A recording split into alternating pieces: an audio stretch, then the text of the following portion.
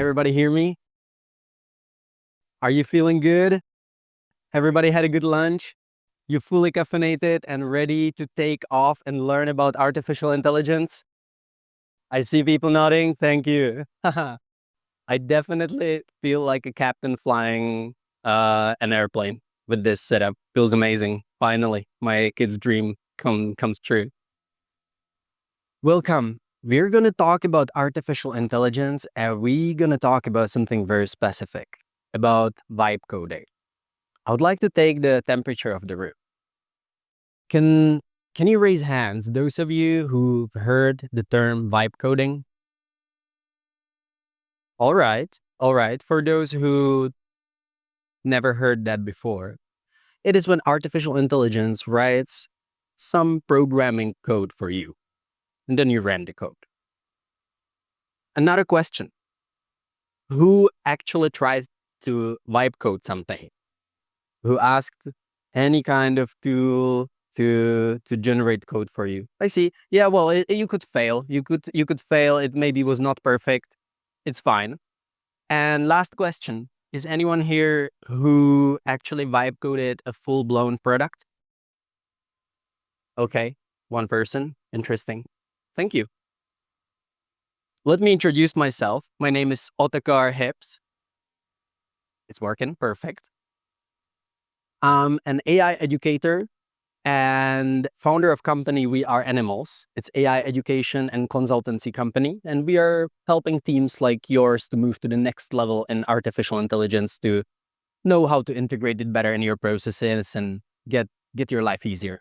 You're maybe asking, where's my accent from? I'm from Czech Republic, and I live between Portugal and United Kingdom. That's where we are conducting our business from. And last time I was on stage with people from Workiflow, it was in Lisbon last year.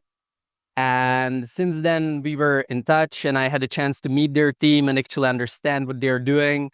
And they're true professionals. And they are fun to work with, which is really important for me, because when I'm doing my job, I really want to enjoy it. So without further ado, let me introduce the CEO of Workiflow, Danny Esquivel. Oh, wow. I love the excitement. Oh my goodness. Well, thank you all so much for showing up. This is such a cool opportunity to be here. As Otakar mentioned, I'm the CEO and co-founder of Workiflow, where we've had the privilege now to service nearly 1,000 clients, ranging from SMB to Fortune 500 organizations. And you could basically say we're Monday.com fanatics at this point. Now that our team is about 30 people, we're turning into a Monday cult, but don't worry, I'm not going to have you guys sign up for anything. We just want to share what we've learned so far and just how exciting AI is and vibe coding. But that leads to a question. What is vibe coding? Well, simply put, it's just the ability to say natural conversation, natural language to an AI model to tell you, hey, here is the code, and it actually works. So instead of you focusing on the minutia of code, you can focus on the high-level strategy and visions for that code. And I think there could be no one better than Andrej Karpathy, the co-founder of OpenAI, who said it like this: there's a new kind of coding I call vibe coding, where you fully give in to the vibes, embrace exponentials, and forget that the code even exists. But you may be thinking, what's so exciting about this? Danny, why did you want to do a presentation about this? And it's because I genuinely believe it's going to revolutionize the way not just how code works, but specifically how even businesses and solutions are built up upon anything that you ever do. I think it's essentially going to be the punk rock of coding, because it's going to change the way that we think and see solutions and how we service our clients in the future. I really do think that after this call or this presentation, you're really going to learn a few things about how exciting AI is at the end of the day. So why is this such a big thing? I would like to throw in some data. So Cursor AI is a vibe coding platform, and it went through 100 million revenue in just 1 year. To put it into perspective, a company is considered successful when they double their revenue year to year. Good. Company is considered unicorn when they reach 100 million in revenue in 8 years.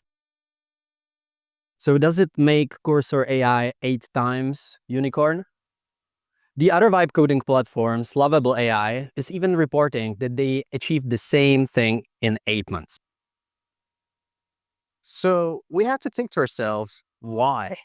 Well, it's because that the AI code that has been generated is actually pretty valuable and quite functional. About 88% of those who were vibe coding said that they were satisfied with the results, or at least somewhat. And that's pretty telling because it's not just some fad that's going to go away or blow away. It's something that's actually bringing value to people right now. And so when we think about vibe coding in the current state it's in, I wouldn't say it's something where you can build a on the front end, fully developed solution that's completely flawless at the beginning. I still think it's great for prototyping solutions that you can validate, where you can then go ahead and use AI assisted coding tools to keep taking it to the next level. And eventually look at potentially using team of developers when you want to have a fully built out enterprise solution. But I think what's really cool about this for the vibe coding tools is that about 60 to 70% of successful vibe coders basically have no programming background at all. That's me included. I personally have used vibe coded solutions for my clients as well as some of my consultants, and they can build some really cool things just by being able to understand the use case, the problem, and actually explain that to the AI and build something that the client ends up loving at the end of the day.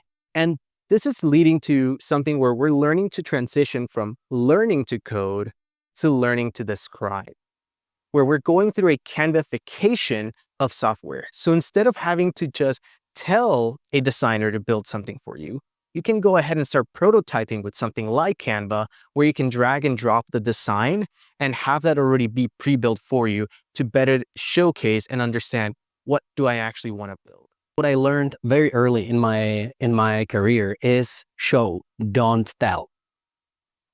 So in software development, when you have a new feature, you can just create the code. You can create the prototype and share it with people, because if you show them your idea and they can see it, they can interact with it, it's delivering the idea in much more powerful way than just reading a text. Okay, this would work like this way and that way.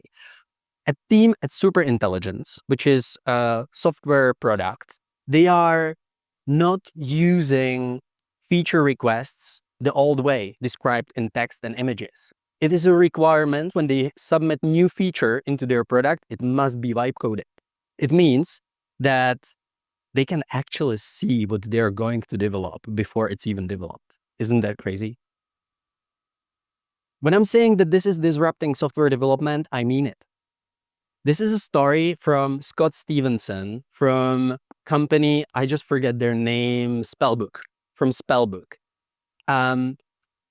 He created MVP of this product in just 2 weeks. Now it is a product that you can use for generating contracts. But in the beginning, a couple of years ago, he needed to launch it really fast to learn from the market if anyone is actually interested in this. In software development, creating the first MVP can take 3 months. It's probably the fastest I've seen in my career. 3 months compared to 2 weeks. It's not perfect, but you gather the feedback from people who are going to use it, and you can show your idea to investors and you can say, look, this is going to fly. Other ideas that are people developing are highly personalized specific tools, meaning I have a problem, I'm going to fix it through vibe coding. An example from a man who used Lovable, because he moved to San Francisco and he was not able to read the weather conditions over there, and he struggled with how many layers he should wear. So he vibe coded a tool that was reading the weather forecast and was telling him, this is the amount of layers you should wear today. Another person just vibe coded bedtime stories for their kids. Another perfect example.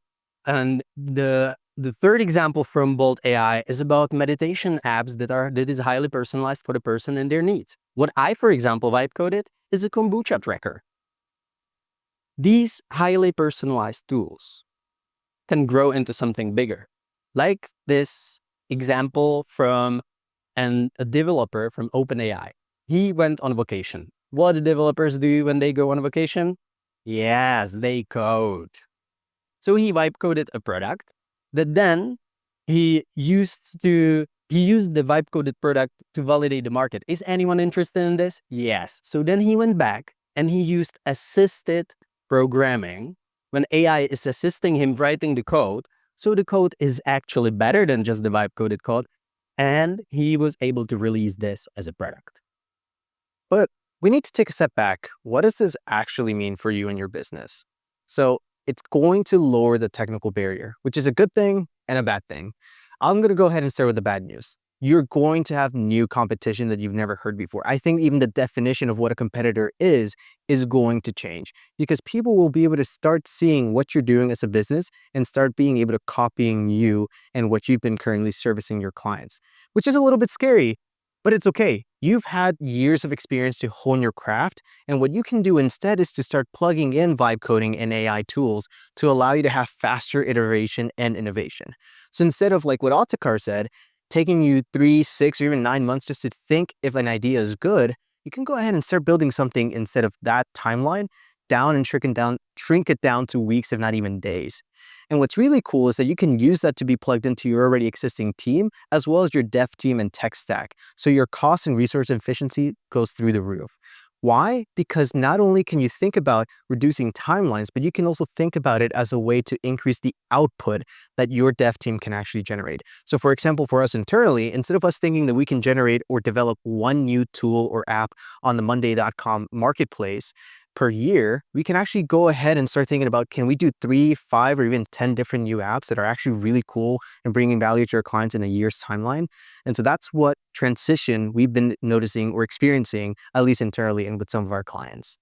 Let's face it, it all sounds too good. So what are the limitations? People who are using vibe coding, they report these 4 blockers. First one, they need to connect their product to database. Well, I should have said one thing. Those are people who are not technical people, all right? So they don't know how to actually connect the database. So how do I do that? They don't know how to work with the permissions. How do I authenticate the user? Then how do I connect it to the payment system or in general in the other services around me? Nothing now lives in one capsule, right? We are all connected through APIs. This is a problem that is the same problem I used to have 20 years ago when I coded my first commercial product. And I had to buy a book to learn about databases. Okay, so we are talking about limitation, but come on.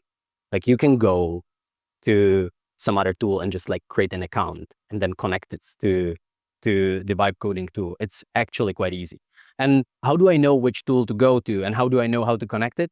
My recommendation for all of these 4, go to your favorite generative AI tool, be it ChatGPT, Claude, Gemini. Ask it, hey, I'm vibe coding and I can't connect it to database. What should I do? It's going to help you. So number 1, not that bad. Context drift. This one, I don't like it. For those who vibe coded something, you know what I'm talking about. This is really frustrating because imagine you tell it, hey, I would like to have a feature A and it should do this. It generates the feature, but then you want to make a change and you ask for a change. It's going to do the change you ask for, but at the same time, it makes 5 other changes in random places in the app. And you're like, so why is it not working? Because AI made changes that you didn't account for. In my head, every time I'm running a prompt while I'm vibe coding, I'm thinking about Tasmanian devil because it's behaving exactly the same. Tasmanian devil gets from point A to point B, but on the way, it's breaking things. Number 3, it's the scary one. 45% of generated code contains security vulnerabilities, and that's a problem. We all had the moment with any generative AI tool where it was telling us very confidently something that was not true, right? Yeah, I see people nodding. Great. Hallucination kind of thing. So vibe coding tools, they do the same thing. They will generate a code that will tell you, yeah, it's there. It's exactly what you wanted me to do. But in fact, you don't even see the code. So you don't know if there is some security vulnerability. Or when you see the code, can you actually spot the security vulnerability? I doubt it. So this is a tough one. The solution to this one is not so easy, but I would say if you keep your app in a capsule, you don't release it to public, you don't talk about it on X, like this man, for example, who who said that I vibe coded a security vulnerability into my product. Well, he found it, lucky one. But if you release it to the public, be ready that there are people who are going to check it, how secure it is. All right. Man, now we get to jump into the juicy stuff. How is Monday leading the charge with vibe coding? And this for me is really exciting because it's a little sneak peek. We're also using vibe coding internally for our own operations. So, first things first, you have a lot more security and a lot more control in the way vibe coding actually works on Monday.com because you're building on top of an already existing enterprise infrastructure. So you have all the SOC 2, the ISO, the GDPR compliancy, all in that infrastructure. And what's cool about Monday Vibe or Monday Magic or the tools that we'll talk about in the future is that they're already building on a pre-existing software that knows where the gaps are. So you can ensure that the AI isn't just going to go like the Tasmanian devil and just break everything in your Monday.com account. On top of that, it's building on top of those boards or those data points that you already existed that are in that secure infrastructure. So instead of thinking that the AI is going to go ahead and pull this data and push it out into the internet, it's always inside that closed ecosystem. So you never have to worry about it breaking your account or potentially causing any form of leakages.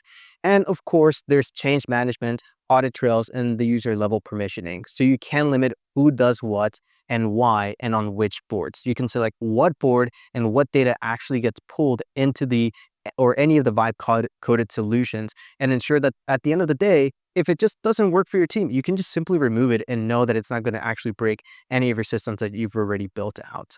So Monday is doing this through Monday Magic and Monday Vibe.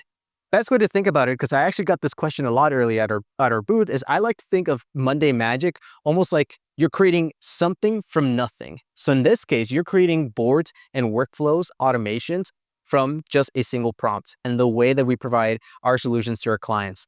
What's really cool is that we've been able to see a constant and quite drastic change in how we're provisioning those solutions because we're seeing that when the initial scoping and mapping session is done, we don't have to keep reinventing the wheel. I think we all can agree that we're pretty unique in the way that we operate our businesses.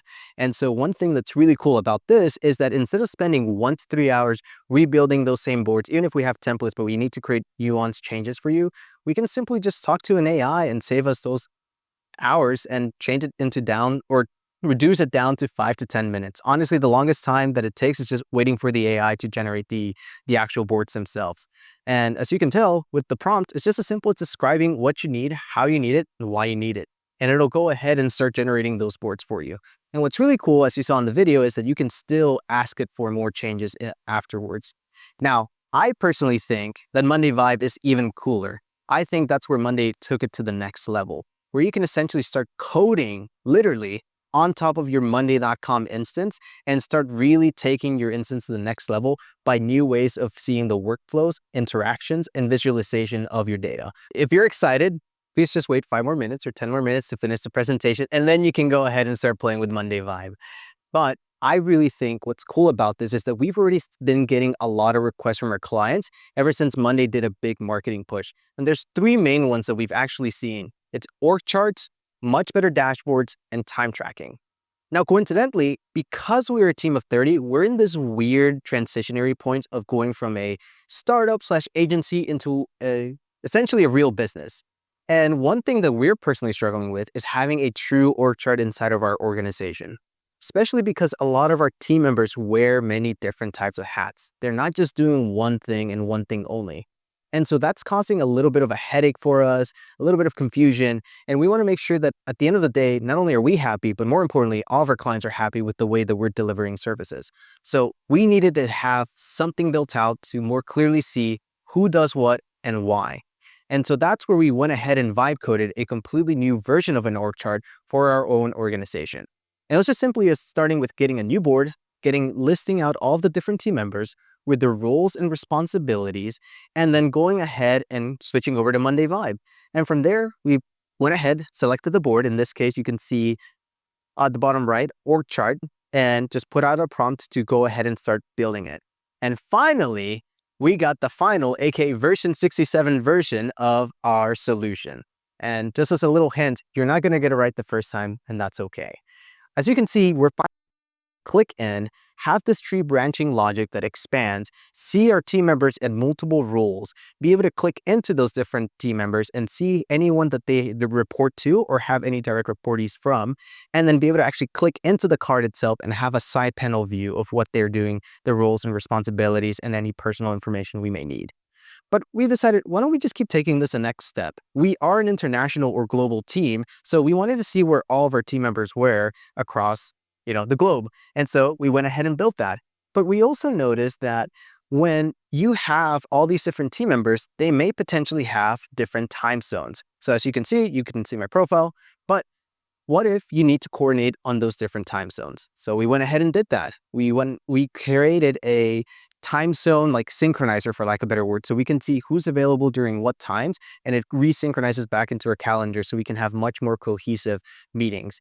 And then finally, businesses are still built on people, and we want to make sure that our team is taken care of. So we also created a little birthday calendar view to allow us to know when someone's birthday is coming up and to make them feel special, or at the very least to take the day off because, we don't want to overwork our team. And honestly, this org chart would have probably taken at least 200 hours to develop. I know it sounds like a lot, but we do have a dev team and we might know a thing or two about coding. And we know it would have taken a product manager, a UI UX, front-end and back-end developer. We would have also had to host this somewhere. We would have had to run operations to get the data and synchronize it with all the different applications. And that would have just been endless cost and probably like at least a 6 or 9 month timeline just to get this developed. And instead, all props to my co-founder, Keenan. He pulled an all-nighter and had 6 cups of coffee and was able to build this. And that's what I think is incredible about this. Let me stop you here. Yeah, go ahead. What are you going to do with the time that you're saving? I mean, I would like to go to Hawaii, maybe take some time off. But honestly, it allows us to think more strategically in how we're going to service our clients. So instead of always being in the weeds of just delivering solutions, with this spare time, it allows us to think more strategically of why are we doing the things that we're doing? Why are we developing our solutions in this way? Is there a better way that we could be doing this? And hint, hint, we also use a little bit of ChatGPT to help us with those informed decisions. So you basically use the time to serve more clients with the same size team. Right. So how do we go ahead and start building this? First things first, we need to start with that foundation. In this case, the prompt framework. If you just tell the Vibe code or the Vibe AI, hey, build me $1 million business, you're not going to get $1 million business. If you tell it, please create an org chart for me, you're not going to get an org chart. So instead, what we need to do is have the code structured in such a way, the prompt structured in such a way so that it makes sense for the AI. So here was the previous example, but now if we see here, we're going to break it down into what it is. So in this case, for the org chart, the role hierarchy chart. What it does, it's something that shows it reports to whom. What it shows, each role appears as a card with title, responsibilities, and assigned members. How it works, supports multiple members per role and multiple roles per member, and it feels clean, modular, color-coded, UI consistent with Monday. As you can tell, it's incredibly descriptive, and one of the hacks that we personally use is actually using ChatGPT, and I'm sure, kind of like you mentioned previously, it's not something that you're going to be able to build in just a few minutes. The first prompt is really important in setting the right foundation, and I want you to take even up to half an hour building this. So it is okay to essentially consult with other AI consultants like myself or Otakar, or even with a ChatGPT to tell you, hey, how do I communicate with more of your kind better? However, once you do have the right foundation, you do not want to keep giving it such strong and big prompts. You actually want to start narrowing it down as you start developing the solution. Because as Otakar said, there is such a thing as context drift. And what will happen is that if you tell it to do 5 or 10 or 15 different things all at the same time, it will do them, but it'll kind of forget about all the other things it had built and go ahead and start breaking them. So what's really good is to ensure that when you build the solution or when you start vibe coding, you get very, very specific on what exactly needs to be changed. So when I previously showed you the card and you click into it and there's like text that doesn't look right, make sure you say that. Don't just say, hey, this text looks wrong. Say, this text on this view, when I click this card, is white on white background and the user cannot see it. Please make it black. Now, how do you know if your code isn't working? That's where debugging comes into place. One of the hacks that we notice is learning to be comfortable with the dev console, simply clicking F12 on your keyboard. And you can go into the console and see what the actual application is running. What are the different execution logs and what are they doing? And from there, you can then go ahead and copy and paste that and just tell the AI, hey, I told you to run this application. In this case, maybe you're running, when I click the card, expand out the branch and it's not working. Here's the execution log. What's wrong? And now you're giving it much more specific reasoning and actual context and understanding where exactly in the application is something not working. On top of that, you don't need to feel like you need to reinvent the wheel. For example, you can literally just type in, please provide me a comprehensive list of all libraries you have access to. So for example, a library is just snippets or scripts that someone else has built to achieve a function. In this case, Google has a library for their maps. So instead of you having to create all the formulas, all the calculations, all the math, just to create, I don't know, take me from point A to point B and give me the distance or location, Google kind of did that for you. So you can actually request the Google API or specifically the library and push it into Monday and then build a mapping solution on top of that. And then finally, you may need to learn to be comfortable with the Monday API docs or API docs in general.